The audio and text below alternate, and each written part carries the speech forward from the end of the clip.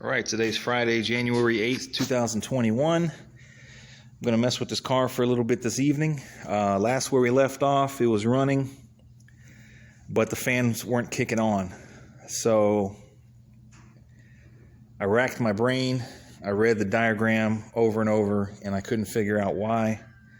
And it turned out to be something extremely simple.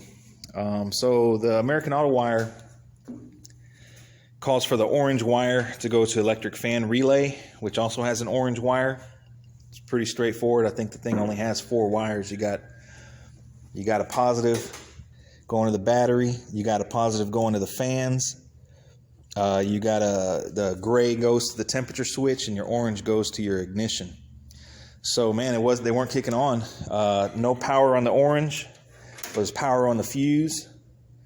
So had to be a break between here and the fuse. So man, I was going back and forth. I forgot the guy's name, but me and him were going back and forth on comments. And I came out here that night, and man, this one wire, this orange wire right here, was sticking out about a 1/16 of an inch. And I ran the test light on it, didn't have any fire right there. And I pushed it in a little bit, about a 1/16 of an inch, and the thing clicked, snapped in place, and we have fire. So, man, I can't believe I bypassed that, but sometimes you have to just go inside and take a break and get at it the next day, and it just falls right in place for you. So anyways, so I got some coolant. This thing right here from AutoZone leaks. Not surprised, brand new, with these shitty clamps. So I need to get some 3/8 clamps. I don't have any, but I did order a better fuel filter.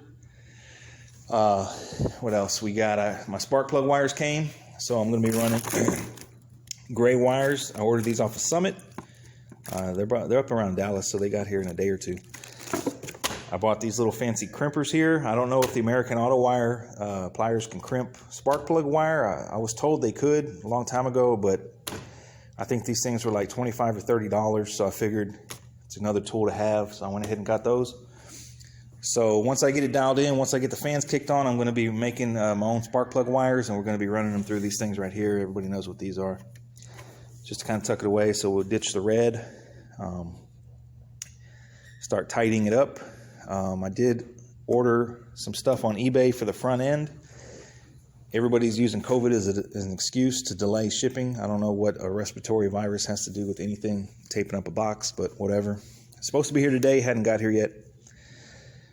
So once I get this thing dialed in, I know I've said it a few videos, but we're not far away. I have just about everything for the front end. So I'm going to mess with it right now. Probably won't finish up. We're going to start on the Impala, on the convertible tomorrow. So tomorrow's already spent. Get back on it Sunday, and we should have some more progress. So I'll bring you guys back once I get some progress. All right, today's Sunday, January 17th, 2021. Going to put a few hours in on the 61. Hadn't really messed with it much this past week, but on Friday night, me and the boy, we got the front coils. We cut them down a little bit. I ordered those coils off of eBay, front and rear. They were categorized as lowering coils, but the front was so locked up that there was no movement at all in the suspension. And when I took them out, they measured about 16 inches, which I found kind of weird because they should fit. You should be able to compress them to about 13 and get them in. But the front end was completely locked up, and it had a lot of negative camber. And there was going to be no room for an alignment because there's no shims in it. It had shims, no shims with negative camber. So that wasn't going to work. So we just took them out, and we cut 2 turns off of them. I said I'm gonna cut them down and see what happens before I turn around and spend more money. So we took them out. We chopped 2 turns off of them, and we put them back in. We were able to get them in without the spring compressor, and then when we set it down, that's what we're left with. The car's pretty level now. It looks way better. I have to adjust the toe a little bit because they're kind of pigeon-toed right now. So I'm glad that's done. I was really dreading that because I really hate using that spring compressor. But so that's done. Just got to adjust the toe a little bit, then get in alignment at some point. Yesterday we retimed it.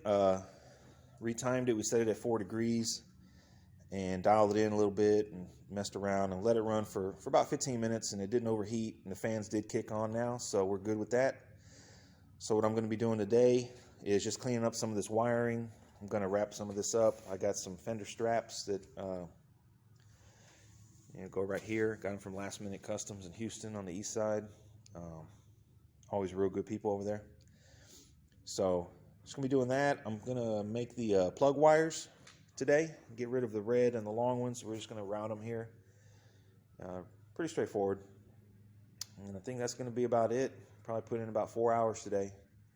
So after that, I need to get a drive shaft, need to bleed the brakes, and it should be ready to go on its first ride, hopefully. So we'll bring you back I'm just going to cut these wires one at a time so we don't get confused, and bring you guys back a couple hours.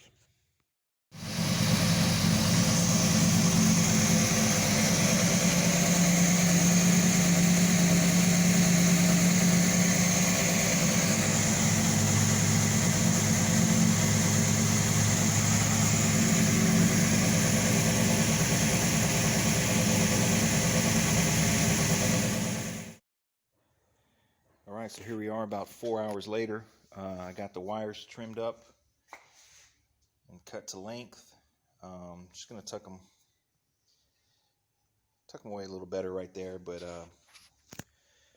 got everything in cloth tape with the fender straps, and man, it's really trouble getting them fender straps on because there's a lot more wire than from the factory. So, but they work. Actually, that one looks like that one popped out.